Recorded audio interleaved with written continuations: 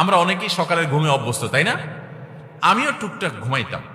দীর্ঘদিন থেকে আমি নিজের সঙ্গে সংগ্রাম করছি যে রাত যদি ঘুম নাও হয়, সকালে কোনো ঘুম নেই।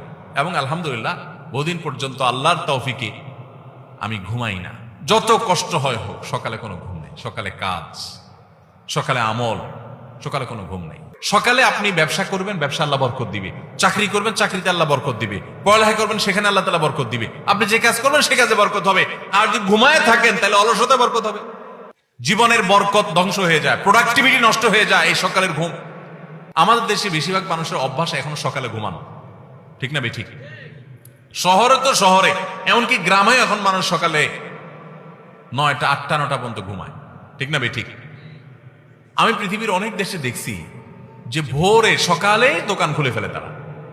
আর আমাদের দেশে অনেক দোকান আছে 10টা 11টা আগে খোলে না। কেন?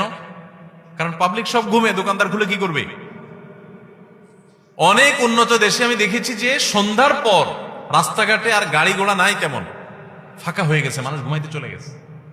আর আমাদের দেশে রাত 8টা 9টা মানেই সবচাইতে পিক জ্যামের টাইম, কারণ পাবলিক ঘরের গুলো সব বাইরে হয়ে গেছে। আর ভোরবেলা ফজরের পর রাস্তা ফাঁকা ফাঁকা, কারণ সব নাকটাই না ঘুমাইতেছে।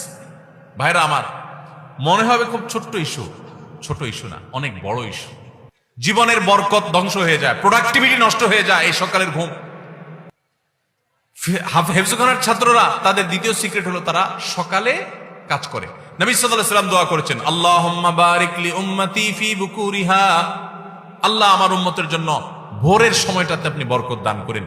নবীজি দোয়া করে গেছেন, সকালে আপনি ব্যবসা করবেন, ব্যবসা আল্লাহ বরকত দিবে। চাকরি করবেন, চাকরিতে আল্লাহ বরকত দিবে। পড়ালেখা করবেন, সেখানে আল্লাহ তাআলা বরকত দিবে। আপনি যে কাজ করবেন সে কাজে বরকত হবে। আর যদি ঘুমায় থাকেন তাহলে অলসতা বরকত হবে, মানে অলসতা বেশি হবে। ভাইরা আমার, তাহলে হেফজখানার ছাত্ররা দেখেন ভোর রাতে উঠে যায় এবং পড়ালেখা করে। আমরা অনেকেই সকালের ঘুমে অভ্যস্ত, তাই না? আমিও টুকটাক ঘুমাইতাম। দীর্ঘদিন থেকে আমি নিজের সঙ্গে সংগ্রাম করছি যে রাত যদি ঘুম নাও হয়, সকালে কোনো ঘুম নেই। এবং আলহামদুলিল্লাহ বহুদিন পর্যন্ত আল্লাহর তৌফিকে আমি ঘুমাই না।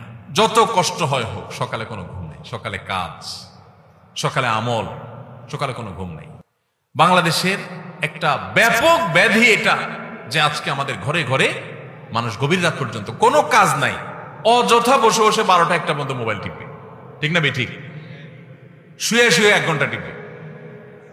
এই জন্য মোবাইল বাসায় ঢুকার আগে মোবাইলের গলা চিপে বন্ধ করে তারপর ঢুকেন। দেখেন জীবন খুব সংক্ষিপ্ত, এর বড় একটা অংশ আমাদের মোবাইল টিপে টিপিতে চলে যায়। আমাদের জীবনকে যদি ক্যালকুলেশন